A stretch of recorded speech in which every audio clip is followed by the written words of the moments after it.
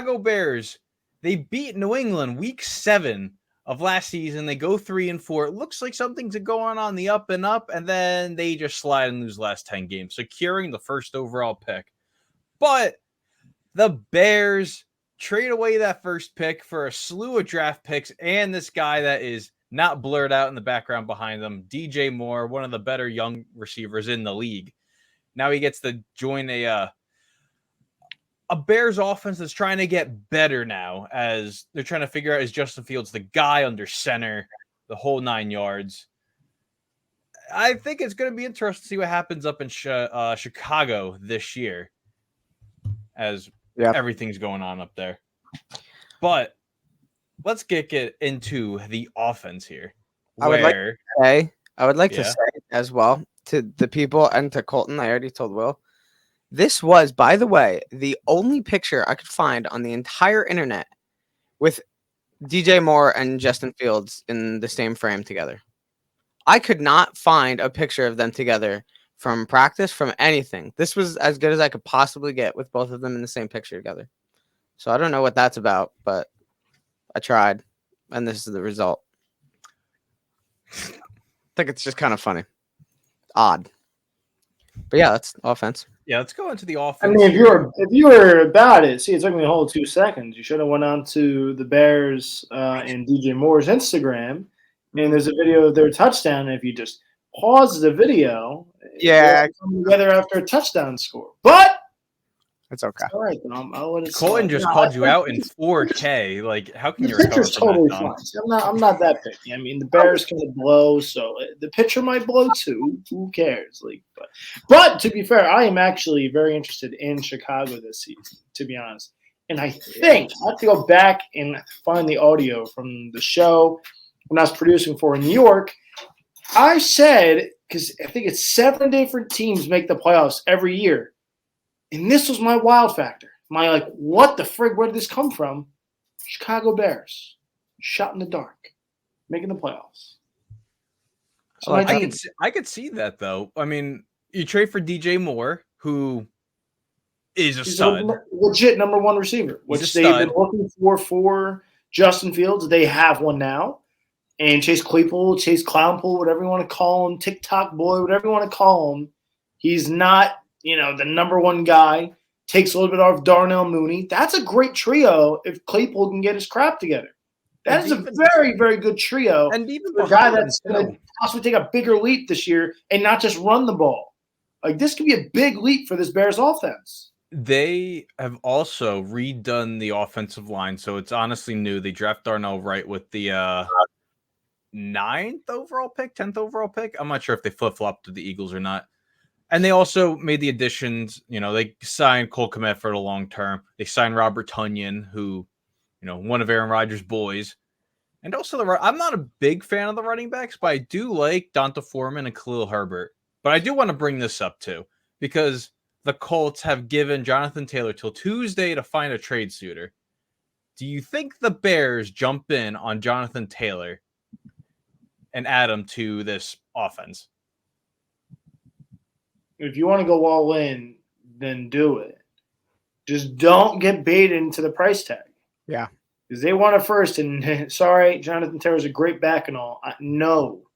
Yeah, that would be, it would be nuts. I think that would be absolutely nuts. But, hey, I think Khalil Herbert's good enough to hold it down, honestly. And Deontay Foreman's not bad at all. But I think Khalil Herbert's enough. I do. When David Montgomery was hurt, Khalil Herbert did a fantastic job still as a starting running back during that time. And I think he was better than Montgomery at times, to be honest. I agree with that 100%. I think so too.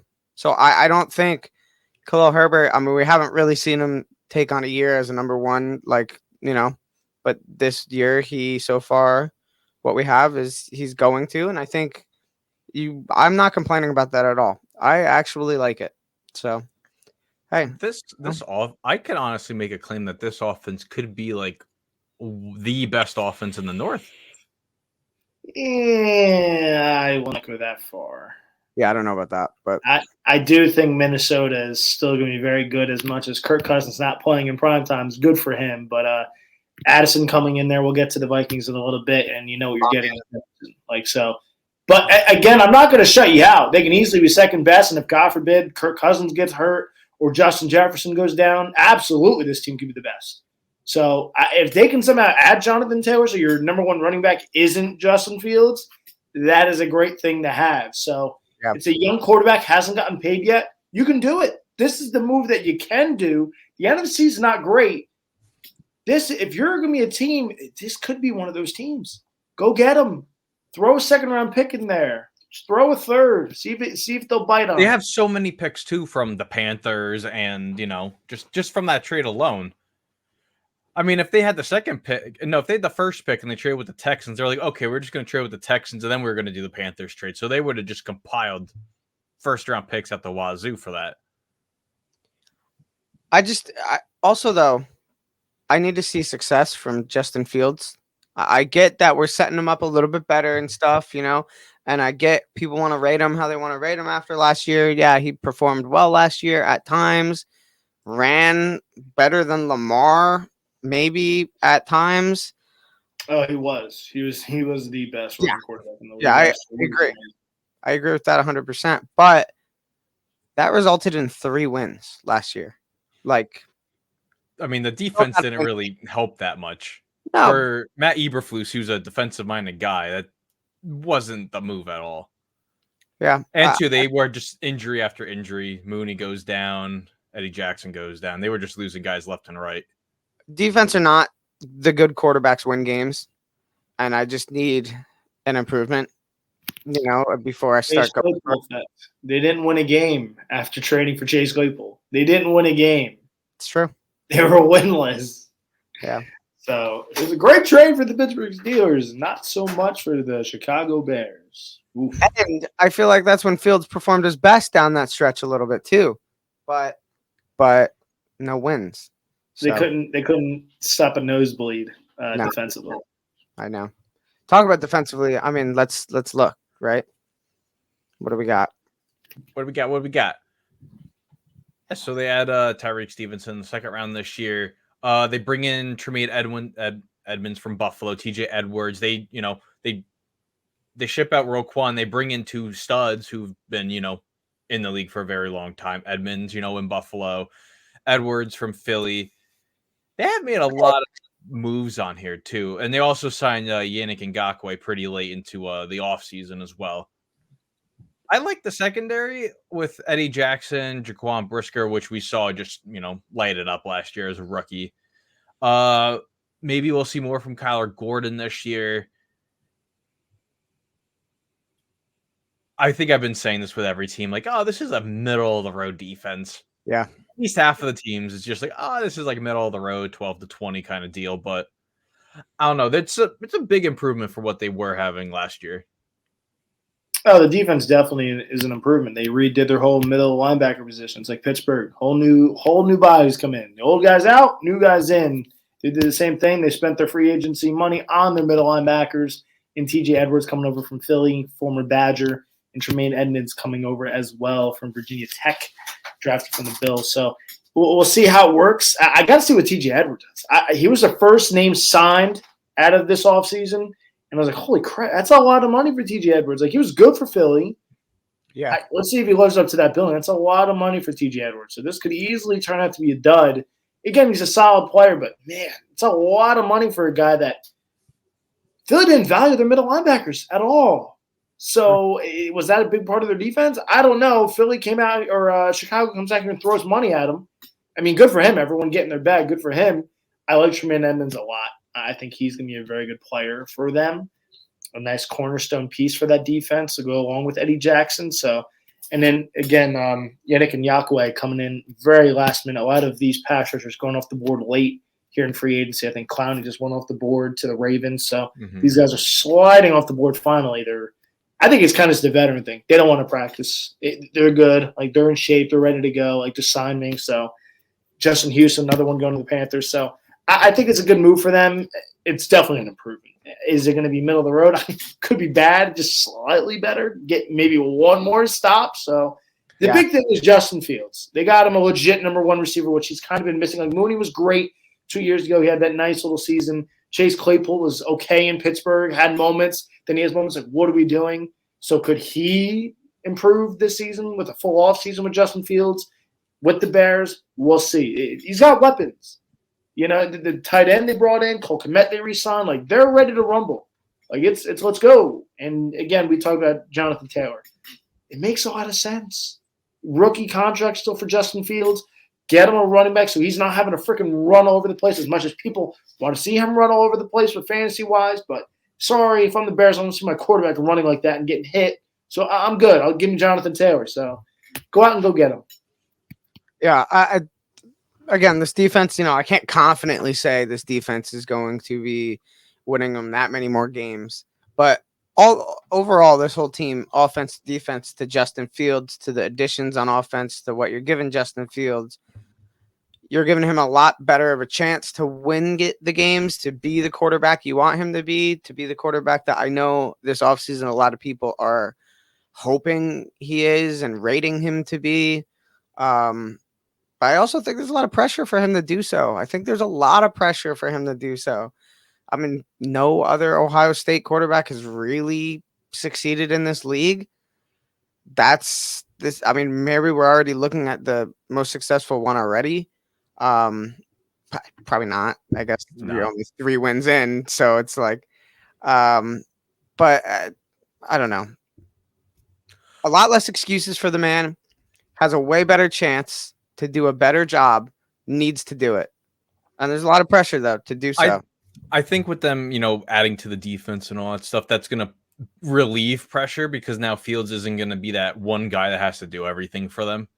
I mean, yeah, I like the offense, but also the defense, too. They drafted Javon Dexter Sr. What was his name? Yeah, Javon Dexter Sr.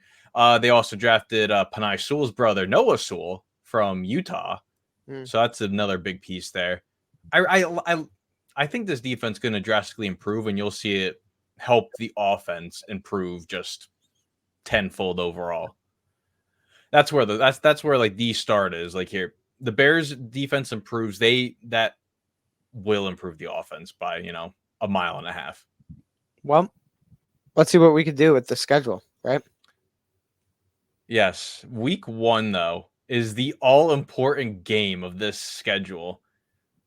Jordan Love's debut. Yeah. And the Bears are home for a 4:00 game. Okay. There's mixes of where like, oh, wow, this looks easy for them. And then there's other mixes like, that sucks. I mean, the sucky parts, the Chargers, the Saints, maybe I could loop in Carolina and then the Thanksgiving Day game against Detroit. Keep in mind, this team went 0-6 in the division last year, too. I think they can make it 2 wins or maybe 3. I feel like this division's very wide open right now. I think maybe 8 wins, 8-9 wins. I could think, if they could knock off Green Bay early, they can knock off Tampa Bay. They're going to lose to Kansas City. That's just the factor there. I'll notch Denver a loss there. Their schedule's not awful. No, but I don't really have more than